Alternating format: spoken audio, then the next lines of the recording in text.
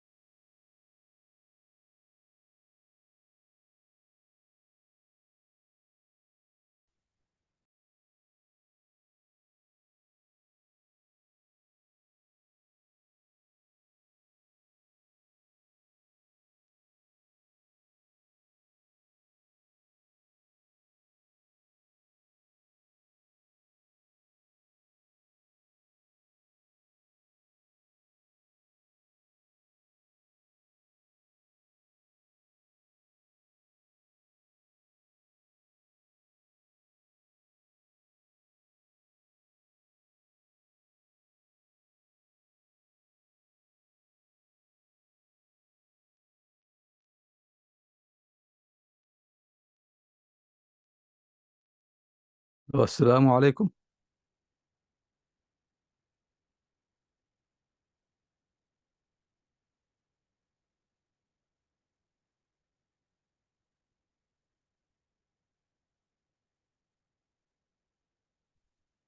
السلام علیکم، آپ کی آواز نہیں آ رہی؟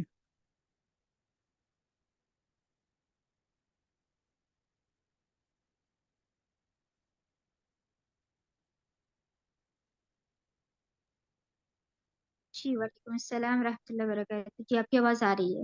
ہاں جی، ٹھیک ہے، چلیں تو شروع کریں۔ جی سر آپ شروع کیجیے۔ اچھا میں ٹھیک ہے۔ الحمد للہ رب العالمین والصلاة والسلام علی رسول محمد وعلى آلہ واصحابہ اجمعین، اما بعد، فاعوذ باللہ من الشیطان الرجیم، بسم اللہ الرحمن الرحیم، تبارک الذی بیدہ الملک وهو على كل شيء قدیر، الذي خلق الموت والحياة ليبلوكم أيكم أحسن عملا وهو العزيز الغفور۔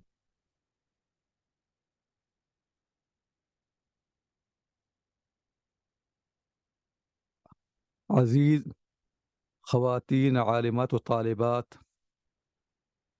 السلام علیکم ورحمۃ اللہ وبرکاتہ۔ پہلی گزارش تو آپ حضرات سے یہ ہے کہ اگر کچھ لوگ اپنے کیمرے آن کر دیں تاکہ محسوس ہو کہ جو ہے کچھ سامعین موجود ہیں تو زیادہ بہتر ہو۔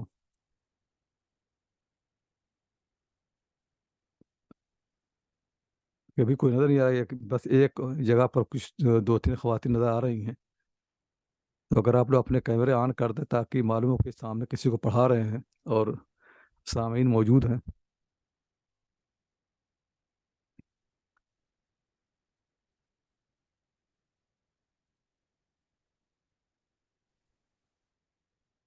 چلے بہرحال جیسا جی مناسب۔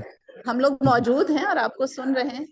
ہاں چل ٹھیک ہے، نہیں میں نے کہا اگر سامنے لوگ ہوں تو اندازہ ہوتا ہے نا کہ کون کتنی جی بات جی وہ سن اصل رہا میں ہے۔ خواتین ہیں تو کسی نے پردہ کیا ہوگا کسی نے نہیں کیا ہوگا۔ ارے وہی پردے میں بھی بات سن سکتے ہیں، وہ جو ہے کبھی کبھی ایسا ہوتا ہے نا کہ لوگ سامنے بیٹھے ہوتے ہیں، سو رہے ہوتے ہیں، اونگ رہے ہوتے ہیں، باتیں کر رہے ہوتے ہیں، تو پتہ نہیں چلتا ہے۔ جب آدمی سامنے ہوگا تو سمجھ میں آئے گا کہ بات کتنی بات سنی جا رہی ہے۔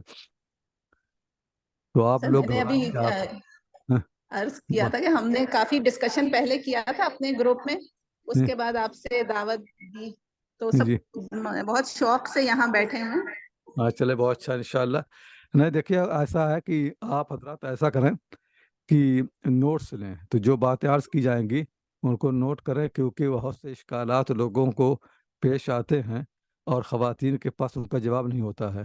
تو میں کوشش کروں گا کہ وہ ساری باتیں عرض کروں کہ جن کی آپ کو ضرورت پیش آئے گی، اور کبھی بھی کوئی گفتگو کرے تو آپ ان باتوں سے استفادہ کر سکتی ہیں، تو انہیں نوٹ کریں۔ یہ بڑی اہم چیز ہے کہ باتیں لکھی جائے۔ کبھی کبھی ایسا ہوتا ہے کہ آدمی سوچتا ہے کہ ساری باتیں سمجھ میں آ گئی ہیں، یہ باتیں ہم پہلے سے جانتے تھے، لیکن جب وہ انسان کو بات کبھی کرنی پڑتی ہے تو محسوس ہوتا ہے کہ نہیں، اسے اچھی طرح یاد نہیں تھی۔ میں آپ حضرات کو ایک واقعہ سناتا ہوں۔ امام زہری رحمۃ اللہ علیہ، امام محمد ابن مسلم ابن شہاب الزہری، دیکھیں نام وغیرہ لکھ لیجیے آپ لوگ، امام محمد ابن مسلم ابن شہاب الزہری، جن کا انتقال ہوا ہے سن 125 ہجری میں یا 124 ہجری میں، اختلاف ہے۔ امام زہری امام مالک کے، امام ابو حنیفہ، ابن عیینہ، بڑے بڑے لوگوں کے استاد ہیں، اور کہا جاتا ہے کہ جو چھوٹے تابعین ہیں، صغار التابعین، ان میں سب سے بڑے عالم امام زہری ہیں، اور اس میں کوئی شک نہیں ہے کہ اس زمانے کے سب سے بڑے عالم کون ہے؟ ابن شہاب الزہری۔ ایک محدث ہیں، وہ کہتے ہیں کہ میں نے اپنے والد سے یہ پوچھا کہ ابن شہاب زہری، بھائی دیکھیے آواز آپ حضرات پر ہی بند کیجئے، ورنہ جو ہے بات کرنا مشکل ہو جائے گا۔ کیمرے آن کیجئے لیکن آواز بند کیجئے۔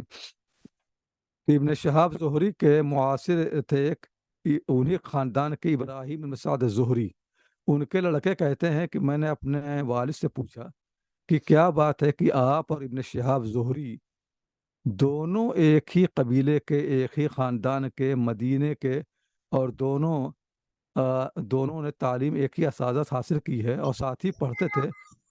تو انہوں نے پوچھا اپنے والد سے، بما فاقکم الزہری، کیا پوچھا؟ بما فاقکم الزہری، زہری آپ لوگوں سے آگے کیسے نکل گئے؟ ایک ہی کلاس ہے، ایک ہی اساتذہ ہیں، ایک ہی شہر ہے، بلکہ ایک ہی خاندان ہے، دونوں بنی زہرہ کے ہیں، تو کیا بات ہے کہ بما فاقکم الزہری، زہری آپ حضرات سے آگے نکل گئے؟ تو انہوں نے کہا بات یہ ہے کہ جب ہم لوگ کلاس میں پڑھنے آتے تھے تو زہری سب سے آگے استاد کے سامنے بیٹھتے تھے، اور استاد جو کچھ کہتے تھے اسے غور سے سنتے تھے۔ استاد کے جانے کے بعد زہری کرتے یہ تھے کہ جتنے طلبہ ہوتے تھے سب سے جو ہے مناقشہ کرتے تھے اور سب سے سوال و جواب کرتے تھے، یہاں تک کہ کلاس میں جو خواتین ہوتی تھی ان کے پاس بھی جاتے اور ان سے بھی بحث کرتے، بلکہ جو جوان خواتین ہوتی ان کے پاس بھی جاتے۔ پھر زہری کا طریقہ یہ تھا کہ کلاس ختم ہو جانے کے بعد وہ لوگوں کے گھروں پہ جاتے اور گھروں کی عورتوں سے ملتے، اور گھروں کی جو نوجوان خواتین ان سے ملتے، بلکہ وہ جو لڑکیاں جن کو عرب لوگ پردوں بیٹھا دیتے تھے کہ ان کی شادی ہونے والی ہوتی تھی، ان کو کہا کرتے تھے ربات الخدور، ذوات الخدور۔ ذوات الخدور وہ خواتین ہیں جو بالکل جوان ہیں، ان کی شادی ہونے والی ہے، تو شادی سے پہلے عربوں کا اہتمام یہ تھا کہ لڑکی کو بالکل باپردہ کر کوئی دیکھنے نہ پائے۔ امام زہری کرتے یہ تھے کہ ان خواتین کے پاس ہی پہنچ جاتے تھے اور ان سے جا کر گفتگو کرتے، بحث کرتے، اس طرح جا کر کے ان کا علم پختہ ہوا، اور پھر ان کا کام، ان کا نام ہوا بظاہر کہ سب لوگ کہتے ہیں کہ ان سے بڑا اس زمانے میں کوئی عالم نہیں تھا۔ امام مالک کے پاس جو علم ہے، سب سے زیادہ علم ابن شہاب زہری سے آیا ہے۔ مدینہ کے سب سے بڑے عالم تھے، مدینہ کے بلکہ پورے عالم اسلام کے اپنے زمانے کے سب سے بڑے عالم تھے۔ تو بات کو غور سے سننا، سمجھنا۔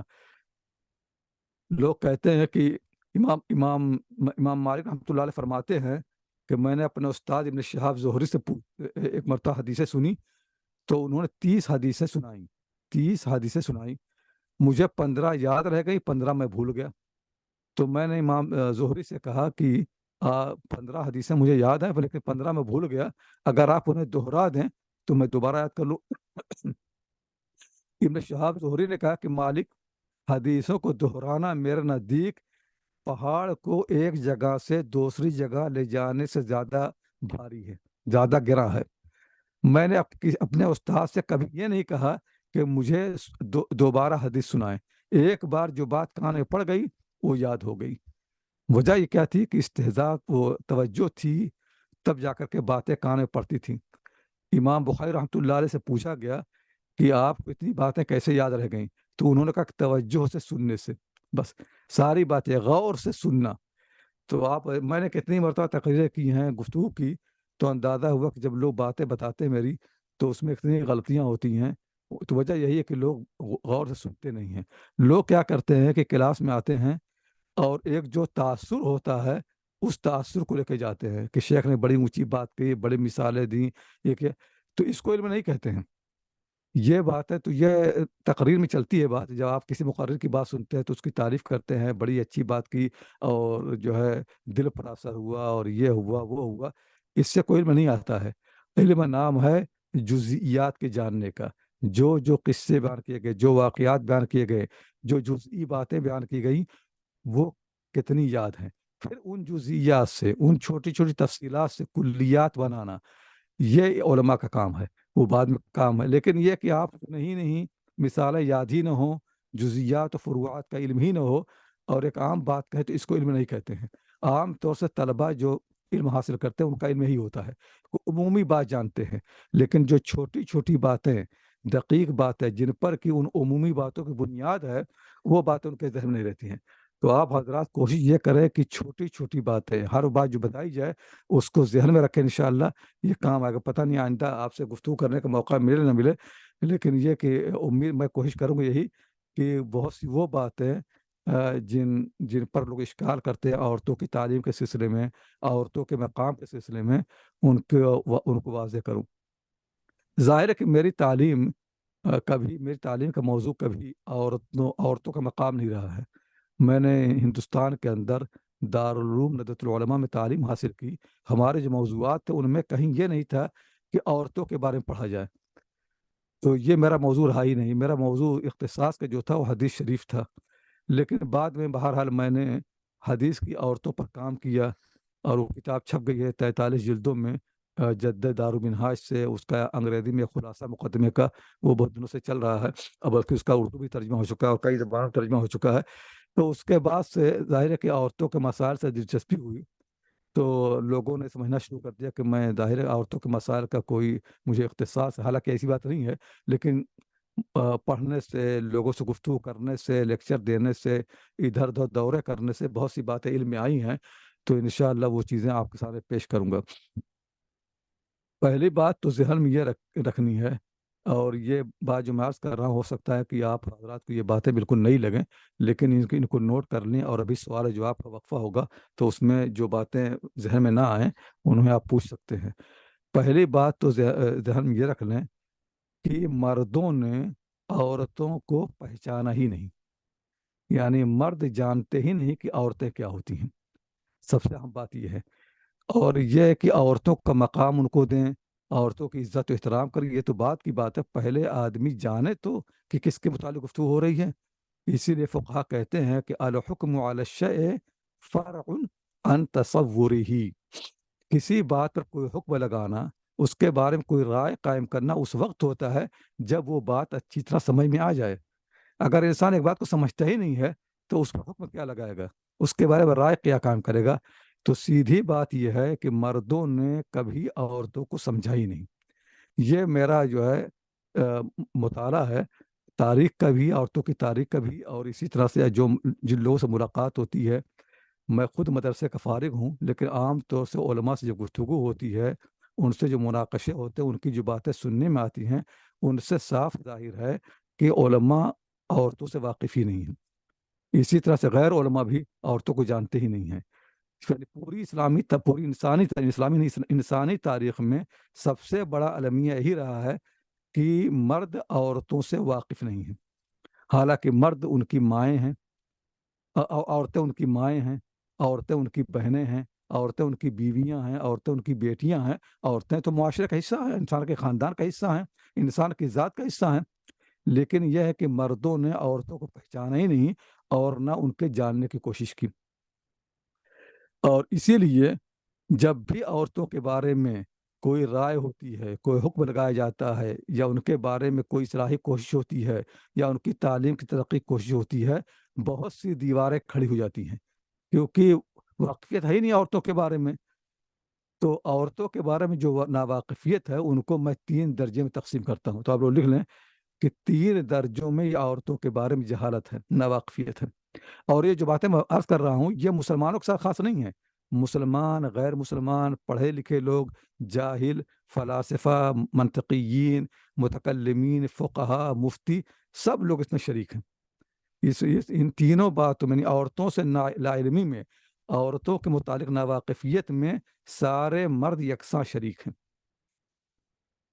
تو پہلی جو ناواقفیت ہے وہ تو یہ ہے کہ ذہنوں میں پتہ نہیں کن تاریخ کس زمانے سے یہ بیٹھا ہوا ہے کہ عورتیں مردوں کے مقابلے میں کمتر ہیں.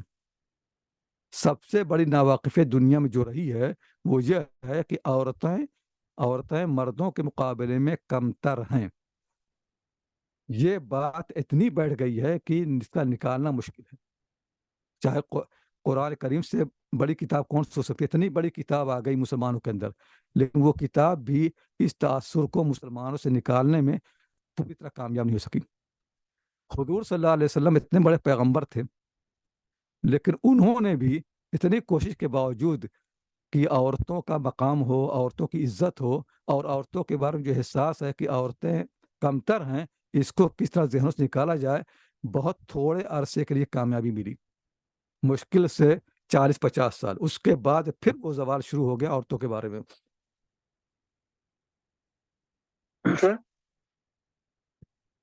تو پہلی بات جو میں عرض کر رہا ہوں یہ ہے کہ عورتوں کے بارے میں یہ تاثر عام ہے کہ عورتیں مردوں سے ذہنی طور پر، عقلی طور پر کمتر ہیں. علم وغیرہ تو بات کی چیز ہے، اور اس میں ساری قومیں شریک ہیں، یہودی، عیسائی، فلاسفہ، متکلمین، مسلمان، غیر مسلم، سب لوگ شریک ہیں. ابھی میں یونان سے آ رہا ہوں، وہاں پر جو ہے تھوڑے کچھ دن کے لیے قیام رہا، تو ارسطو وغیرہ سے آئے کہ ہم لوگ پڑھتے رہے ارسطو کو. ارسطو ہے، افلاطون ہے، سقراط ہے، سب لوگوں کو ارسطو کے احسانات دنیا پر بہت ہیں. اور ارسطو نے واقعی علم کے سارے گوشوں پر گفتگو کی ہے، اور اس کے بعد ہی اسی کی وجہ سے سائنس وغیرہ میں جو ترقیات ہوئی ہیں، اور ارسطو کے اثرات مسلمانوں پر اور غیر مسلموں دونوں پر رہے ہیں. ارسطو بھی اس کا قائل ہے کہ عورتیں مردوں کے مقابلے میں کمتر ہیں. ارسطو بھی اس کا قائل ہے کہ عورتیں مردوں کے مقابلے میں کمتر ہے. اور ارسطو کی ایک دلیل یہ تھی کہ عورتوں کے دانت مردوں کے مقابلے میں کم ہوتے ہیں، اسی لیے عورتیں مردوں سے کمتر ہیں. حالانکہ ارسطو اتنا بڑا فلسفی ہے، مطالعہ کرنے والا ہے، چیزوں کا جائزہ لینے والا ہے، سمجھ بوجھ کر کے بات کرنے والا ہے، وہ ایسی بات کہہ رہا ہے جہالت کی. اور سائنس کے جو مورخین ہیں وہ کہتے ہیں ہمیں سخت حیرت ہوتی ہے کہ ارسطو ایسی بات کیوں کر رہا ہے، جبکہ ارسطو کے 2 بیویاں تھیں. اگر وہ چاہتا تو انہی کے دانت گن لیتا، اور معلوم ہو جاتا کہ عورتوں کے دانت مردوں ہی کے برابر ہوتے ہیں. تو عورتوں کے بارے میں عورتوں کی تحقیر اتنی دلوں بیٹھی ہوئی ہے کہ کوئی یہ بھی نہیں سوچتا کہ کوئی جائزہ لے لے، تحقیق کر لے، دوستوں سے پوچھ لے، اپنی بیویوں ہی سے پوچھ لے کہ وہ کیا سوچتی ہیں. یہ حال ہے. اسی لیے یونان کے جتنے فلاسفہ ہیں، آپ ان کی تاریخ پڑھ لیں، آپ کو کوئی خاتون فلسفی نہیں ملے گی. بھئی اگر ارسطو نے اتنے لوگوں کو پڑھایا، اتنے فلسفی پیدا ہوئے، تو کوئی 2-4 خواتین تو ہونی چاہیے. آپ کو کوئی خاتون فلسفی نہیں ملے گی. پوری تاریخ فلسفہ میں، یونان کی تاریخ فلسفہ میں، مغرب کی بھی شروع میں خواتین ملیں گے ہی نہیں آپ کو. بلکہ صحیح بات یہ کہ خود مسلمانوں کی تاریخ، فلسفے کی تاریخ میں عورتیں تقریباً ناپید ہیں. جن لوگوں نے بھی فلسفہ پڑھا، مسلمانوں میں بھی غیر مسلموں میں بھی، سب نے عورتوں کی تحقیر کی ہے. فلسفے کی بنیادی عورتوں کی تحقیر پر ہے. امام غزالی رحمۃ اللہ علیہ مسلمانوں میں اتنے بڑے عالم ہیں، ان کو لوگ مجدد کہتے ہیں، فقیہ ہیں، اور یہ ساری چیزیں ہیں. ان کے ہاں بھی یہی ہے. ان کی کتاب احیاء علوم الدین پڑھ لیں، اس میں ایسی مثالیں بھری پڑی ہیں کہ جس میں عورتوں کی تحقیر ہے. امام غزالی کی کتاب ہے الطبر المسبوق فی نصائح الملوک، نام لکھ لیں آپ لوگ تاکہ جو حوالہ یاد رہے، اور کوئی آدمی اگر آپ سوال کرے کہ بھئی یہ بات کہاں سے کہہ رہے ہیں تو آپ پیش کر سکیں. امام غزالی کی کتاب کا نام ہے الطبر المسبوق، الطبر المسبوق فی نصائح الملوک. یہ کتاب انہوں نے لکھی ہے بادشاہوں، امیروں، حکمرانوں کو نصیحت کرنے کے لیے. تو آپ سمجھ لیجیے کہ کتاب کتنی اہم ہے. یعنی یہ کتاب ان لوگوں کے لیے لکھی گئی ہے جن کا معاشرے پر اثر پڑتا ہے، جو حکمراں ہیں، جو پالیسیاں بناتے ہیں. جو سیاست وضع کرتے ہیں ان کے لیے لکھی گئی، ان کی نصیحت میں لکھی گئی ہے کہ کس طرح سے حکومت کریں، معاشرے کے اندر کن چیزوں کو پھیلائیں، کون سے معروف ہیں جن کو معاشرے میں عام کریں، اور کون سے منکر ہیں جن کو روکیں، بادشاہوں، طاقتور لوگوں اور معاشرے کے اندر اثر و نفوذ رکھنے والے لوگوں کی نصیحت کے لیے کتاب لکھی گئی ہے۔ اس کو خوب ذہن رکھیں، کتاب کوئی معمولی کتاب نہیں ہے، یہ کتاب لکھی گئی ہے جو بلند ترین لوگ معاشرے میں ہیں ان کی رہنمائی کے لیے۔ اب آپ دیکھیے کہ اس کتاب کے اندر ان بلند ترین لوگوں اور وہ لوگ جو مسلم معاشرے پر حکومت کریں گے ان کے ذہنوں میں کیا بھرا جا رہا ہے۔ امام غزالی کا میں خود احترام کرتا ہوں، ان کی چیزوں سے استفادہ کرتا ہوں، لیکن یہ بات جو میں عرض کر رہا ہوں یہ امام غزالی کے ذہن میں آئی ہے فلسفے کے راستے سے۔ امام غزالی رحمۃ اللہ علیہ اپنی اس کتاب میں جس کا نام التبر المسبوق فی نصائح الملوک، اس میں فرماتے ہیں کہ کبھی عورتوں سے مشورہ نہ کرو۔ بادشاہوں اور حکمرانوں سے کہتے ہیں کہ عورتوں سے کبھی مشورہ نہ کرو۔ یہ جملہ خود کتنا توہین کا ہے۔ حضور صلی اللہ علیہ وسلم نے خواتین سے مشورہ کیا ہے، قرآن کریم میں خواتین کی رائے موجود ہیں اور رائے بڑی عاقلانہ ہیں، مدبرانہ ہیں، یہ قرآن کریم موجود ہے۔ اور حضور صلی اللہ علیہ وسلم کے لیے امام غزالی رحمۃ اللہ علیہ اپنی اس کتاب میں فرماتے ہیں بادشاہوں سے کہ عورتوں سے کبھی مشورہ نہ کرنا۔ لیکن کبھی ایسا ہو سکتا کوئی مرد ملے ہی نہیں، عورتیں ہی ہو، تب پھر کیا کریں؟ تو اس کے بعد امام غزالی رحمۃ اللہ علیہ فرماتے ہیں کہ اگر مرد نہ ہوں اور تمہیں عورتوں سے مشورہ کرنا ہی پڑ جائے تو پھر یہ کرو کہ عورتیں جو کچھ کہیں اس کے الٹا کرو۔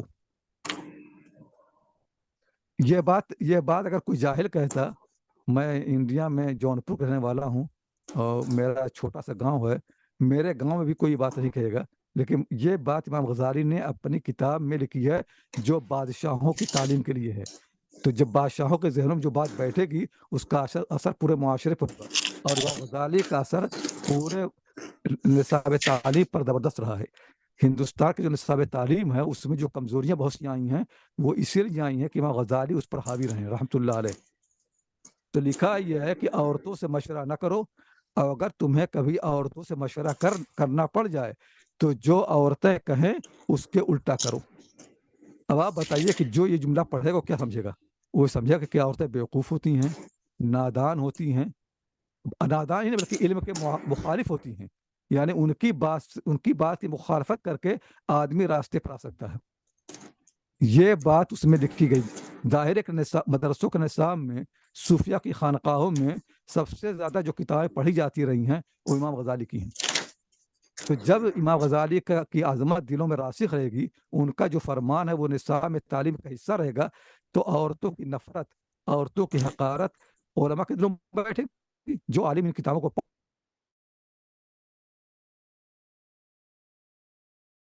پھر اس کے بعد دیکھتے ہیں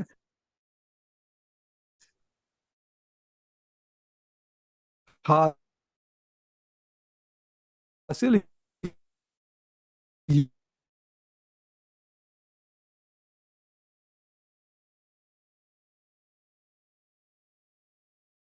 یہ کہیں گے